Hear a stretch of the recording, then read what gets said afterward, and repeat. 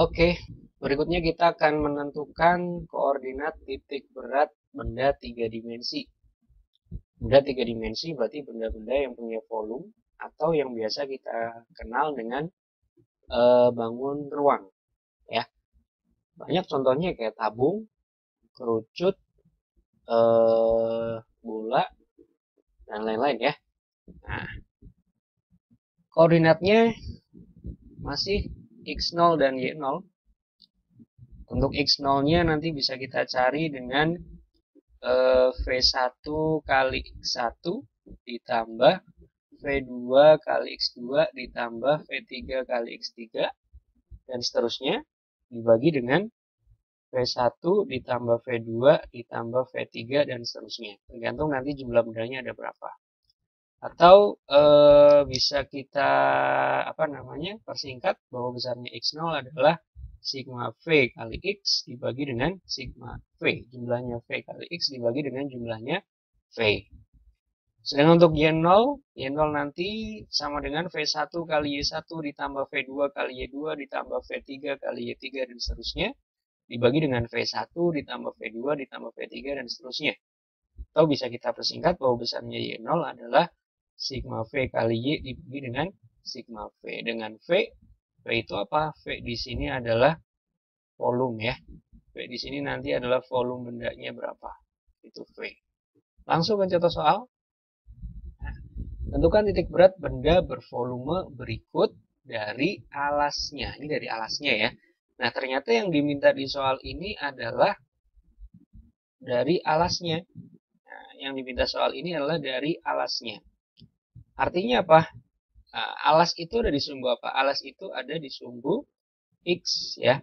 Alas ada di sumbu X. Berarti nanti yang kita cari adalah Y-nya saja berarti. Nah, jadi sekali lagi karena permintaan soal ini dihitung dari alasnya. Nah, dihitung dari alasnya. Berarti yang kita cari adalah sumbu Y-nya saja. Karena alas ada di sumbu X. Nah, berarti yang kita cari adalah Y-nya. Y0-nya. Gitu ya. Jadi, tadi kan rumusnya gini. Kalau nyari Y0. Y0 itu Y0 karena bendanya ada 2, berarti nanti V1 dikali Y1 ditambah V2 dikali Y2 dibagi dengan V1 plus V2. Begitu ya. Nah, sekarang berarti kita analisis satu persatu dulu nih. Benda 1 dan benda 2. Kita misalkan benda 1 yang di bawah ini ya. Benda 1 yang di bawah tabung berarti benda 2 yang di atas kerucut. Oke, kita analisis satu persatu. Yang benda 1 dulu. Benda 1 adalah tabung. Nah, kita cari luas, bukan luas, volume ya. Kita cari volumenya dulu. Volumenya, karena ini bendanya 3 dimensi. Berarti kita cari volumenya. Volumenya tabung gimana? V1 berarti volume tabung adalah luas alas atau PR kuadrat dikali T, dikali tinggi. Ya, berarti P-nya tetap P aja, nggak usah dirubah. R itu kan jari-jari ya. Nah, ini kan diameternya 6. Berarti jari-jarinya berapa? Jari-jarinya 3 kan? Berarti 3 kuadrat dikali tingginya. Tingginya adalah 10. Berarti dikali 10. Berarti P dikali 9 dikali 10. Berarti 90 Pi. Nah, Pi-nya nggak usah dirubah dulu. Oke, Y1 udah ketemu. Kemudian kita cari Y1 berarti. Y1. Nah, lihat tabung. Y-nya tabung adalah setengah dari tingginya. Setengah dari tingginya. Oke, berarti setengah dikali tingginya 10. Berarti 5 ya. Oke. Ini benda 1. Sekarang benda yang kedua. Benda 2. Benda 2 apa? Benda 2 adalah kerucut. Kerucut. Oke. Cari volumenya berarti. Berarti karena benda 2 berarti V2. Ingat nggak volume kerucut? Volume kerucut adalah sepertiga PR kuadrat. Nah, dikali tinggi. Oke. Berarti sepertiga PR, P-nya tetap P. R-nya tadi sama ya. R-nya adalah 3 juga. 3 kuadrat, jari-jarinya sama-sama 3. Tingginya berapa? Tingginya kan ini, 12. Dikali 12. Kita coret dulu bisa nih. 12. 12 bagi 3 berarti 4. Berarti Pi dikali 3 kuadrat 9 dikali 4. 9 kali 4 berarti 36 Pi. Nah, Pi-nya tulis lagi. Oke. Kemudian Y-nya. Nah, berarti Y2. Nah, kalau tadi tabung, Y-nya adalah setengah dari tingginya.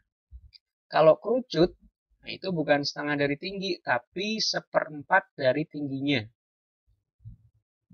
Cuman kita lihat, si kerucut ini ada di atasnya tabung. Kalau misalnya kerucutnya sendirian, kita bisa langsung nyari Y seperempat kali tinggi. Tapi karena dia ada di atasnya tabung, maka tingginya tabung ditambahkan. Tingginya tabung berapa? 10. Berarti Y2-nya si kerucut adalah 10. Nah, karena 10 itu tingginya si tabung. Nah, jadi karena kerucutnya ada di atasnya tabung, berarti 10-nya ikut ditambahkan.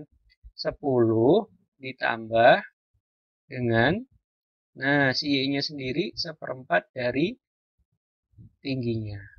Oke, berarti 10 ditambah dengan seperempat dari tingginya adalah 12. Perempatnya 12, coret ini ya, berarti 3. Berarti 10 ditambah 3 itu sama dengan 13.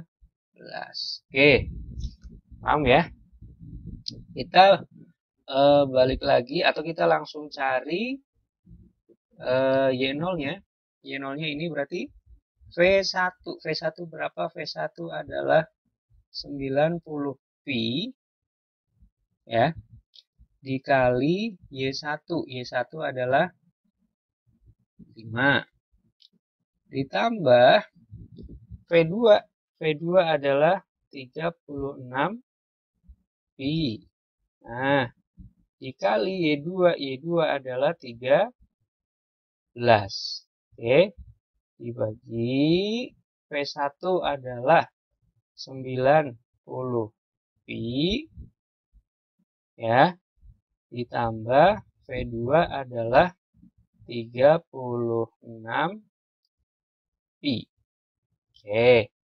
Sekarang kita hitung 90 dikali 5. 90 kali 5 berapa ya? 450 ya. Berarti 450 Pi ditambah 36 dikali dengan 13. 36 dikali 13 itu 468. Jadi ini 468 Pi. Nah, dibagi 90 Pi ditambah 36 Pi. 90 tambah 36. Itu kan berarti 126 ya. Berarti ini 126 Pi. Oke. Kita jumlahkan lagi. Yang di atas 450 ditambah dengan 468 ya. Totalnya 918.